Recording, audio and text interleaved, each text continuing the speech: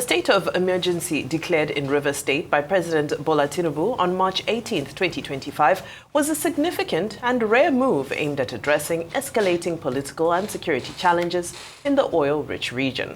The declaration followed increasing tensions between Governor Siminalayi Fubara and various political factions, including former allies such as Nyesom Wike, now the Federal Capital Territory Minister. The people of Rivers State have continued to ask when the state of emergency will end. Rivers State Administrator Vice Admiral Ibok-Ete I, retired, who appeared last month before the House of Representatives Ad Hoc Committee on the State of Emergency, said that though Rivers is relatively calm, he noted that the situation in the state is still fragile.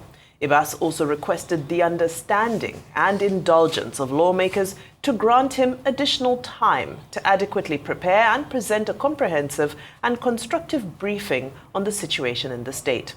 Joining us now on the show to discuss the sole administrator's statement that he needs more time to stabilize the state and the current state of affairs as it relates to trade and investment, Chetam Thierry Nwala, a lawyer and Indigene of Rivers State. Good morning, sir, and welcome to the program.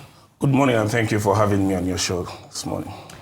Okay. So why will somebody that a lot of people say is an aberration based on our constitution now be dictating on how much time he needs to be able to set things right?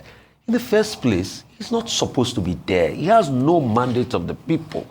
This is just an arrangement because of two political gladiators who are fighting in the state. So why will an aberration now assert himself? Is he enjoying the seat too much?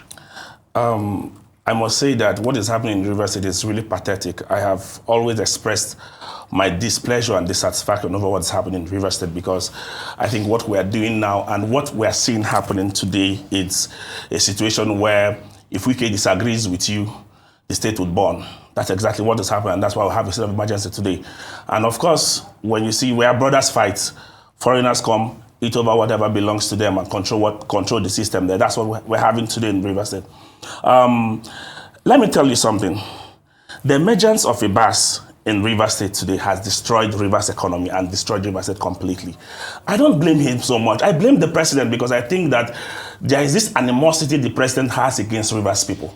That is why the president will go ahead. That? No, the point is, it is very obvious with the facts on ground. No, but this was the case of Fubara. Can you prove the animosity? No, I'm coming. I'm coming because you ask yourself, what will provoke a president to declare a state of emergency in Rivers State that was peaceful, that was progressing to an extent, even at the point that the Supreme Court has settled the impasses. But he had security reports. The impasses between politicians. If you have security reports, and if you also look at the issues that they actually refer to. One of the issues they referred to was the issue of the bomb blast. Yeah. And the company in question came out to say that, yes, these things happened, but that it didn't actually deal with or destroy most of our critical facilities, and that we have resumed operation. So why are you declaring a state of emergency? So this is the argument a lot of people on the president's side are making. Would you wait for critical infrastructure to be destroyed before you take action? That's the argument. No. Of course, certainly you want to actually wait. So what is wrong with the decision? No. The decision is wrong from all facets. There is nothing to justify what has happened in Rivers State because the president. I think the president did not consider a lot of factors like the economical factors and other developmental factors within Rivers State. Remind yourself that Tinubu has not done anything in Rivers State as of today since he became president. And one will say that it looks like an animosity against Rivers people. You ask yourself that if you done anything in Rivers State, there's nothing from the federal government. But FARC is going on. FARC allocation is going on. No, that's been shared across the state. See, these are federal character issues and are constitutional things that naturally belongs to the people of Rivers State. And I'm coming. And another thing is this: when you also look at what is happening in Rivers State today, you discover that there is serious hunger in Rivers State for the past 2 months. There is serious hunger. The economy of Rivers has been depleted. Investors are no longer coming in. We have a man who does whatever he likes, appointed people, and let me tell you, the shocking part is that all the ongoing projects within Rivers State has been suspended as of today. Okay, Mr. Nwala, sir, the governor has said that his spirit has left there. That's Governor Fubara. His spirit has left there. He's enjoying himself more outside of office than he was within the office. How does this resonate with you and with people in Rivers State when you hear in the midst of all of this the governor now says, I've left you people to your sole administrator. What has the feedback been to that statement? I have always held the view and the opinion that whatever we are doing in Rivers State is not because of Fubara. In short, we are not even interested in Fubara himself. We are interested in the soul of Rivers State. And anybody who touches the soul of Rivers State touches Rivers people. And that is why we are against what the president has done. Because the president has destroyed the economy of Rivers State. He has made investors not to come to Rivers State. He has even destroyed the little livelihood we are managing. Go to Rivers State and see what is happening there. So if the governor says he's no longer interested, if he wants to return, it's none of our business. We're not doing it for him. He's not our focal point. He was not the one who was suspended. Don't forget.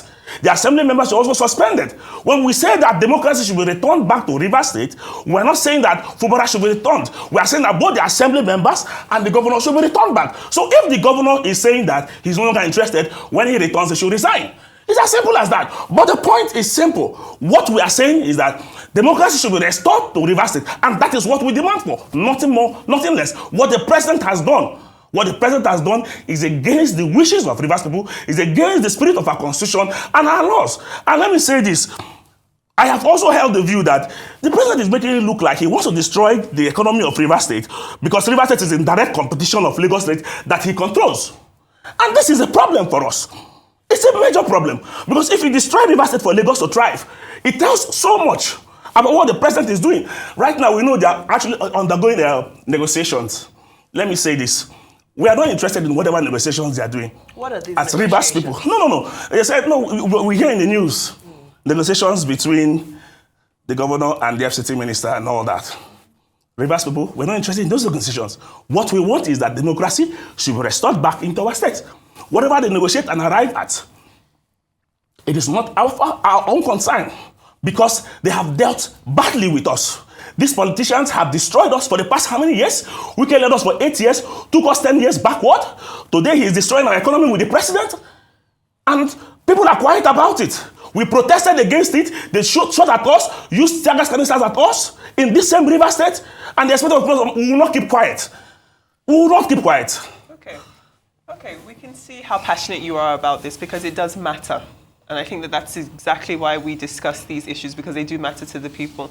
Let's first take the issue of Sim Fubara himself. You're saying that Sim Fubara individually isn't really your concern, it's more so the office that he holds. So if you're saying that you're not too concerned about Sim Fubara saying that, you know, at this point he's not fighting or tussling, whatever happens will happen essentially. You are saying that you want Sim Fubara back in his rightful position. You also want the assembly members back in their position. So that's your situation. That's what you want, right? But this is all happening under the umbrella of our president. And you've made quite strong allegations against the presidency. So if we could just walk it back. You've said that you feel as though, firstly, the presidency has a problem specifically with River State and River State people. Can you give us specific examples as to why you think that is the case? Why you think the president would single out one state and its people as something negative? Why do you think that? Let me tell you, when you look at the indices of Nigeria today, and you look at how River State has progressed over time, you would agree with me that, look at Apapa today. Apapa is choked. We have ports in River State. The federal government has not thought it wise to open those ports because it will definitely reduce the inflow in Apapa port and progress the economy of River State. Now, you come back and you ask yourself, different projects are being cited in different states. Which project has the federal government cited in River State under this administration? No project. Even compared to the former administration, so with the 8 years of Buhari, of course, the Buhari's administration is one failed administration. We keep on saying, of course, the APC has been a disaster from the onset. But of course, you cannot compare an 8 years administration to just the 2 years now we have had of the president. Right. But if you look at it, within these 2 years, the president has done nothing for Rivers people. Now, if the president wanted to end the crisis of Rivers State, let me tell you what he would have done. He would have called his minister to order and tell him, stop whatever you're doing in Rivers State. Even when the Supreme Court has given a decision on the matter and settled the impasses, the president could not go ahead to call his minister to order. It tells you that the president, rather what he did was boycott whatever the Supreme Court has said to declare state of emergency in the state. And you tell me that the president does not have any plan. Let me remind you, a few years ago, there was a late conversation between Ibok-Ete I and Kashim Chetam, where they had alleged that the conversation that was leaked some few years ago, the conversation was how they were going to destroy the economy of the Southeast. Okay. And Okay. As we're wrapping up in less than a minute, I just want to fact check you. You talked about Apapa is full, no ports, and they don't want to develop River State. The Rivers Port Complex, according to Nigerian Ports Authority, has the Port of Port Harcourt, Okrika Refined Petroleum Oil Jetty, Hastrop Eagle Cement Jetty, Kidney Island Jetty, Ibeto Jetty, Makoba Jetty, Bitumen Jetty. That's about 6 different infrastructures. So why are you saying they don't want to do anything? And secondly, you said they want to depress Rivers economy for Lagos economy that was already way bigger than Rivers economy. I mean, make it make sense. You see, I'm just here for facts. Now, why do you think they want to depress Rivers economy for Lagos economy that does way more in IGR already than Rivers? Mr. Rufai, I need to also cast your mind back to these ports you just mentioned. How many of them are functional today? Yeah. How many of them are actually working? Let me even shock you that if you want to import goods and take it down to the ports in Port Harcourt, you're going to pay more because of this whole cloak of insecurity within the waterways of that particular region. What has the Navy done to check those said insecurity? So importers actually would prefer to land in Lagos to bring their goods to Lagos than take it down to any of the ports within the South or within Port Harcourt, as it were. Now, Lagos is doing well, no doubt, has higher, higher IGR and all that from the look of things. But let me say this, when you look at Nigeria today, the direct competition against Lagos is River State. You can't actually take that out of place. In different sectors. When you look at different sectors, it's actually River State. Now, and to boost whatever, of course, Lagos is already thriving. I'm coming, sir. Lagos is already thriving, and to boost whatever is happening in Lagos State, River State has to suffer because a lot of investors are moving out of River State down to Lagos State. Facts. You don't have facts. No, you can't say you don't have facts. These things are happening on a daily basis. We've seen oil companies move from Lagos down to from River State down to Lagos State, and this is continuing because there's a state of emergency in our state. So it has to be lifted. No, Chetam, that's also not true because many oil companies already have their headquarters in Lagos prior to this time. So that's also not true. So factually, you are incorrect there.